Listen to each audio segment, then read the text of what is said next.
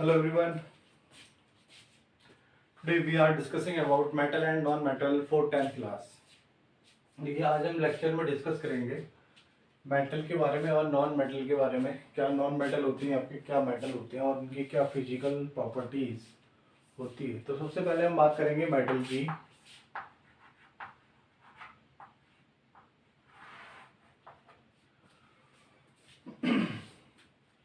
कि metals are very hard.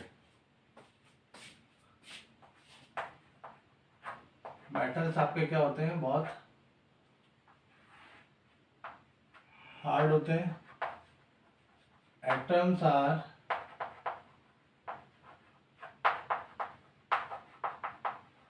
Closely packed. Atoms क्या होते हैं, इनके क्लोजली पैक्ड होते हैं और इनकी जो डेंसिटी होती है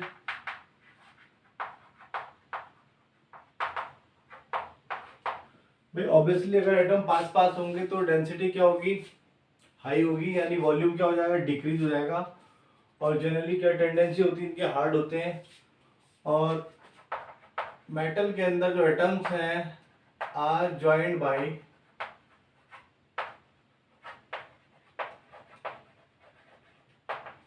मेटालिक बॉन्ड।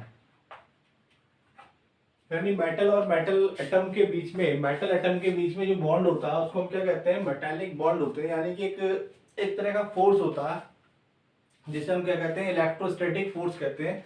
सपोज दैट कि ये आपका मेटल है, एग्जांपल ले लेते हैं आयरन। ठीक भाई, आयरन का एक ब्लॉक ले लिया हमने, टुकड़ा ले लिया, और उसके अंदर जो एटम्स होंगे, एटम्स का जो अरेंजमेंट होगा इस तरह से होगा।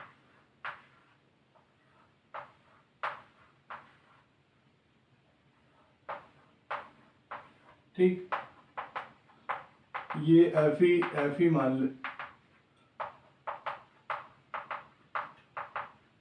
ये जो सर्किल में लिखा हूं क्या है, आपके एफ ई एटम्स हैं। एटम आपको मैंने बताया था 9th में। अब ये जो एक एटम है दूसरे एटम को जो टच कर रहा है, भाई ये एक एटम है दूसरे एटम को जो टच कर रहा है, तो ये इनके बीच में जो एक अट्रैक्शन फोर्स है,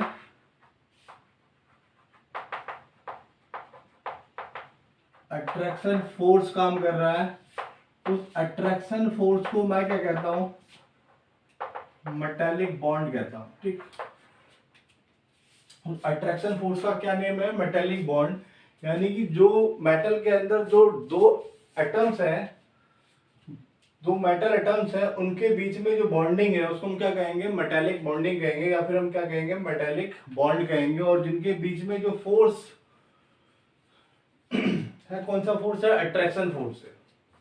ठीक, पहली बात हो गई मेटल्स क्या होती है, बहुत हार्ड होती हैं। दूसरी बात क्या होगी, इनके जो एटम्स होते हैं क्या होते हैं, क्लोजली पैक्ड। जैसा कि मैं देख रहा हूँ यहाँ पर एटम्स क्या है, क्लोजली पैक्ड है। दूसरी बात क्या है कि इनकी जो डेंसिटी होती है, तीसरी बात क्या है, डेंसिटी क्या होती है, बहुत हाई होती है। और जो एटम एक दूसरे एटम से जो ज्वाइन कर रहा है, एक एटम जो दूसरे एटम से ज्वाइन कर रहा है, तो उसमें क्या हो रहा है कि मेटालिक फोर्स, वो मेटालिक फोर्स के माध्यम से क्या हो रहा है, आपस में क्या कर रहे हैं, लिंक कर रहे हैं। देखिए फिजिकल प्रॉपर्टीज की बात करते हैं अभी।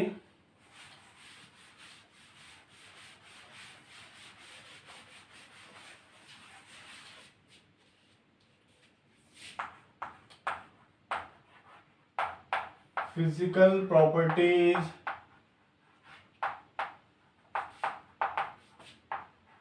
Of metal.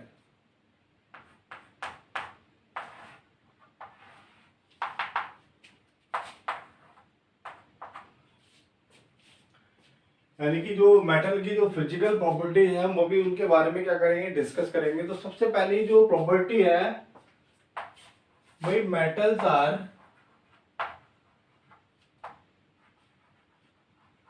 Hard at room temperature.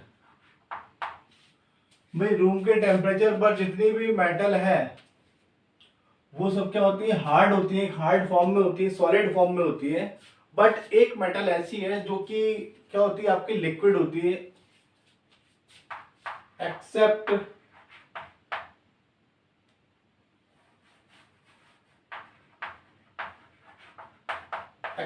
Mercury, जो कि आपकी क्या होती है, लिक्विड होती है। ठीक, आपको ध्यान रखना है। और इसके अलावा एक मेटल और होती है, याद आ गया मुझे, गैलियम, जिसको हम किससे रिप्रेजेंट करते हैं, Ga से रिप्रेजेंट करते हैं। दोनों ही मेटल क्या होती है, रूम टेम्परेचर पर क्या होती है, लिक्विड होती है। बाकी जितनी भी मेटल है सब रूम टेम्परेचर पर क्या होती है, हार्ड होती है। तो ये आपकी फर्स्ट फिजिकल प्रॉपर्टी है मेटल की। अब second, good conductor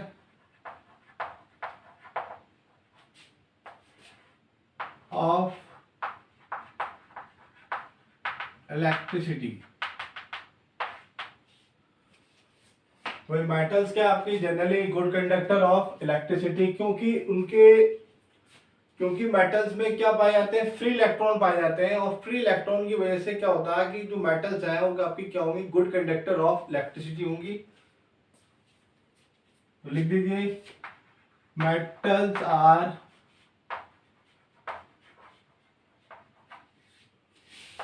good conductor of electricity due to presence of free electron. But आपका एक नॉन मेटल भी है जो कि इलेक्ट्रिसिटी को क्या करता है, कंडक्ट करता है। उस नॉन मेटल का नाम क्या है, ग्रेफाइट।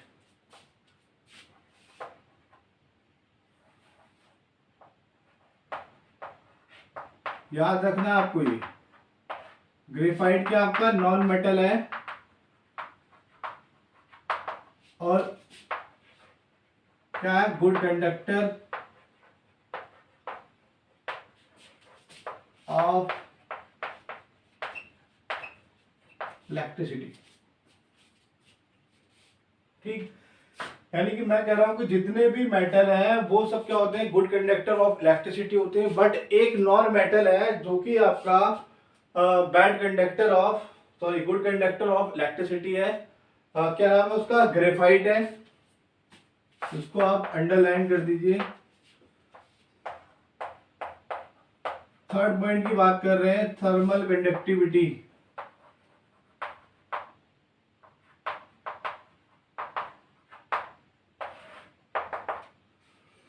थर्मल कंडक्टिविटी से क्या मीनिंग की, सपोज एक मेटल की रॉड है, आप उसको क्या कर रहे हैं, हीट कर रहे हैं। और हीट करने पर क्या हो रहा है कि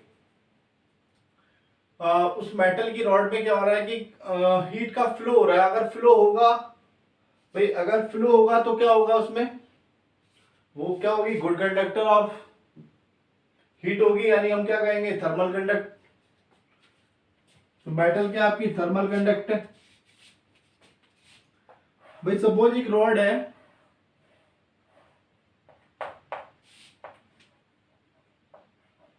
आयरन रॉड है, एक इसका पॉइंट ए है, दूसरा पॉइंट बी है, यानी कि एक टर्मिनल ए है, एक टर्मिनल आप इसका बी है।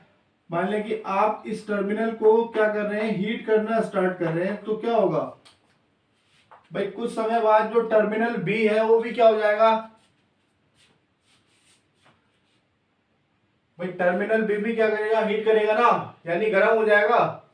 और जब गर्म होगा इससे क्या पता लग रहा है कि पॉइंट ए से पॉइंट बी की ओर क्या हो रहा है, हीट का फ्लो हो रहा है। तो हम कह सकते हैं कि जो आपके मेटल है वो क्या है, गुड कंडक्टर ऑफ हीट है। तो हम क्या कहेंगे, thermal conductivity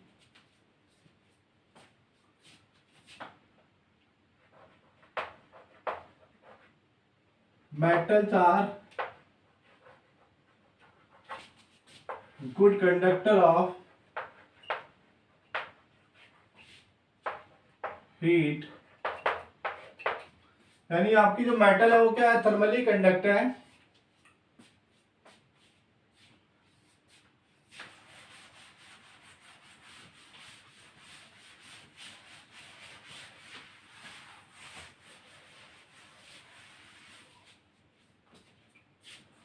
next point,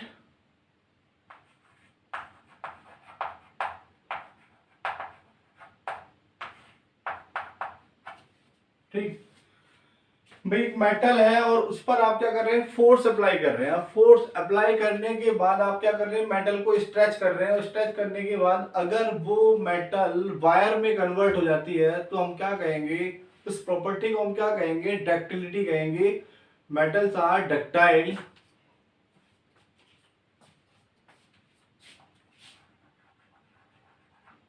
when we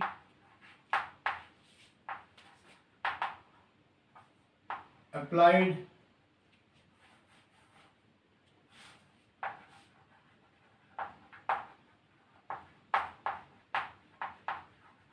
stretch the metal, when we stretch the metal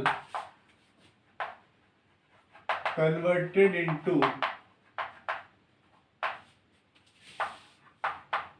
a thin wire,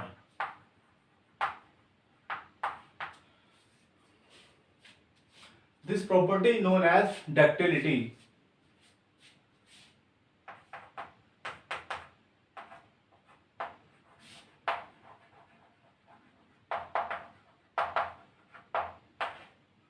भाई जैसे कि आपका कॉपर है, Cu है, Ag है,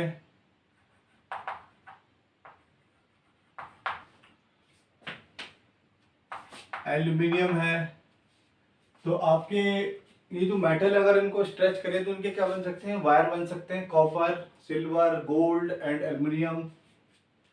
हम मैलेबिलिटी की बात करें, अगर किसी मेटल को आप क्या कर रहे हैं, बीट कर रहे हैं, किसी हैमर से क्या कर रहे हैं, बीट कर रहे हैं, और बीट करने पर अगर वो थिन शीट में कन्वर्ट हो जाती है तो उस प्रॉपर्टी को हम क्या कहेंगे, मैलेबिलिटी कहेंगे।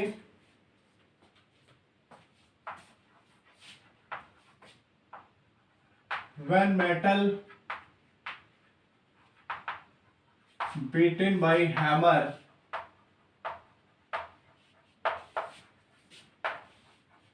converted into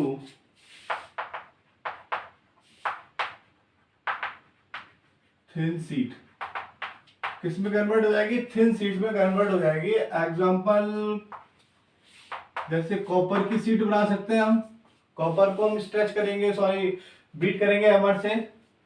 जैसे कि गोल्ड फॉइल बना सकते हैं, जैसे कि एल्युमिनियम फॉइल बना सकते हैं, ठीक, और भी हो सकती है मेटल।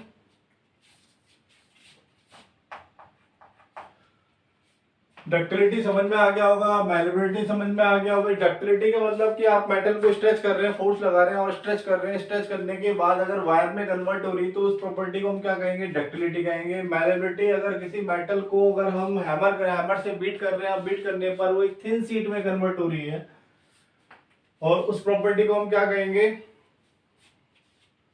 उस प्रॉपर्टी को हम क्या कहेंगे, मैलेबिलिटी कहेंगे।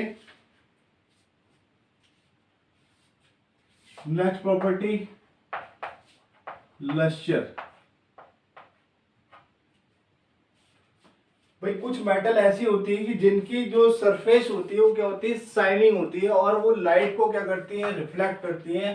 तो ये भी क्या होती है, एक मेटल की प्रॉपर्टी होती है। और इसमें एक नॉन मेटल भी है जिसकी प्रॉपर्टी लश्यर होती है, जैसे कि iodine.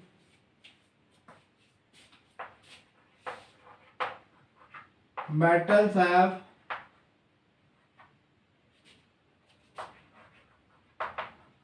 shining surface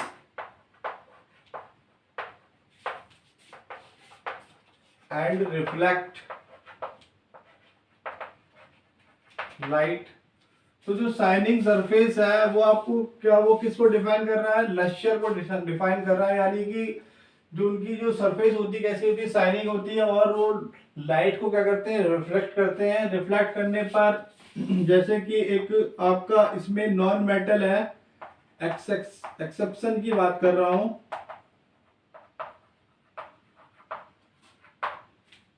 iodine.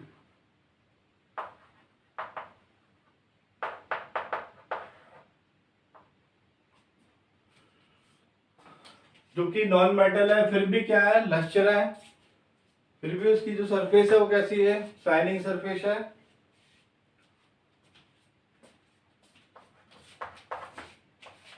Next property density.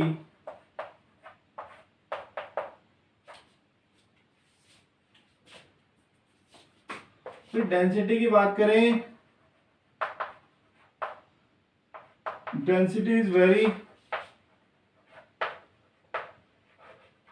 High for metal due to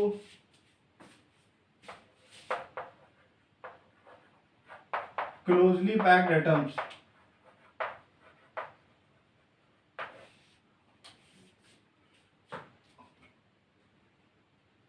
वही जो मेटल के जो एटम्स है वो क्या होते हैं, क्लोजली पैक्ड होते हैं, और क्लोजली पैक्ड होने की वजह से उनका जो वॉल्यूम हो जाता है वो क्या हो जाता है, कम हो जाता है, और डेंसिटी क्या हो जाती है, इंक्रीज हो जाती है। जैसे कि हम समझेंगे इसको अभी।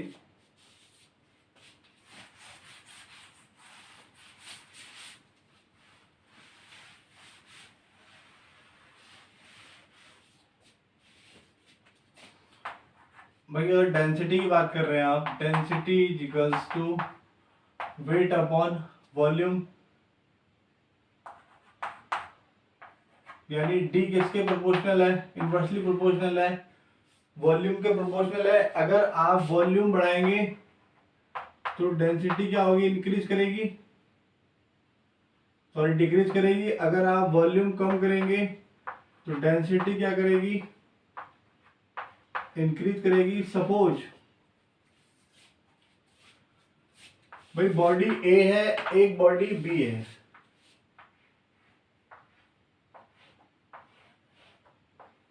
ठीक, एक बॉडी बी है, एक बॉडी ए है, इसका वेट भी 1 kg है, इसका वेट भी 1 kg है।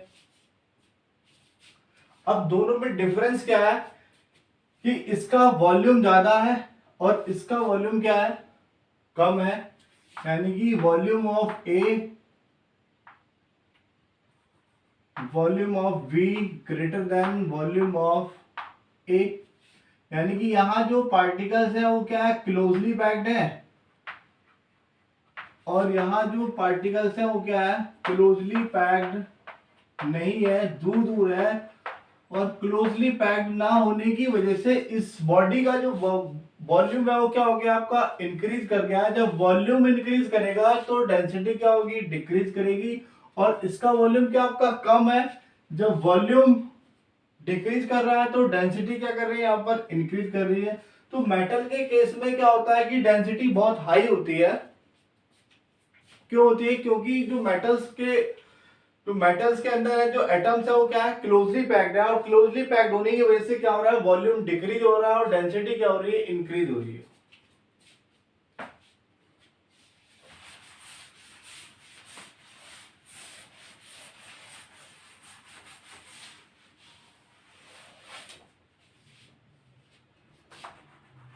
Melting point and boiling point.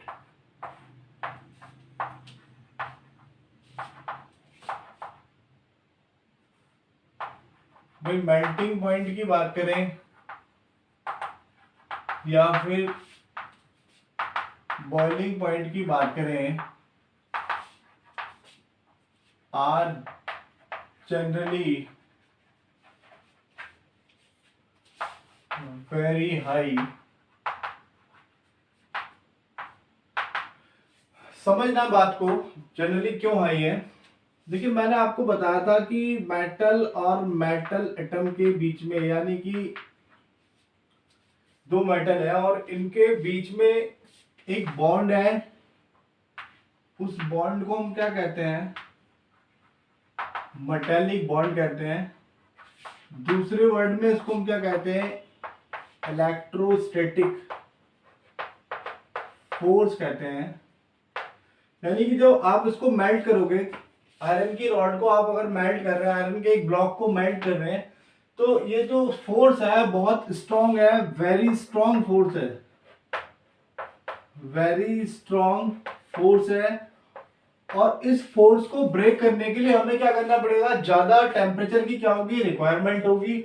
और ज्यादा टेम्परेचर की जब रिक्वायरमेंट होगी तो उसके बॉइलिंग पॉइंट और मेल्टिंग पॉइंट क्या होंगे, ऑब्वियसली क्या हो जाएंगे, इंक्रीज हो जाएंगे। तो हम कह सकते हैं कि मेटल्स के जो बॉइलिंग पॉइंट है और जो मेल्टिंग पॉइंट है वो क्या होते हैं, जनरली हाई होते हैं।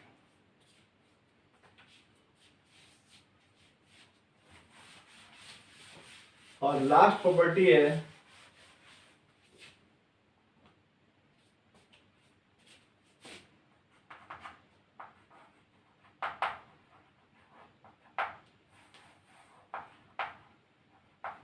सोनोरोसिटी।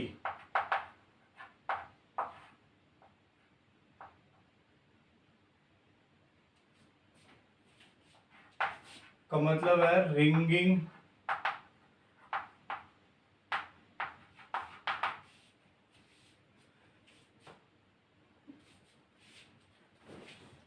यानी कि जो मेटल आपके रिंगिंग साउंड प्रोड्यूस करते हैं, यानी कि एक मेटल है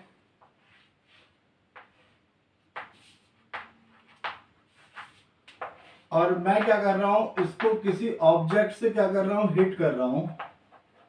हिट करने पर क्या होगी, एक साउंड मिलेगी और वो साउंड कैसी होगी, रिंगिंग होगी। इस प्रॉपर्टी को हम क्या कहेंगे, सोनोरोसिटी कहेंगे। तो ये आपकी थी आप मेटल्स की फिजिकल प्रॉपर्टी। और अगले हम लेक्चर में बात करेंगे physical properties of non metal and metalloids.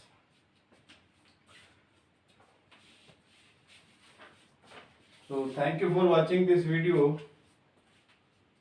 Please subscribe this video. Thank you so much.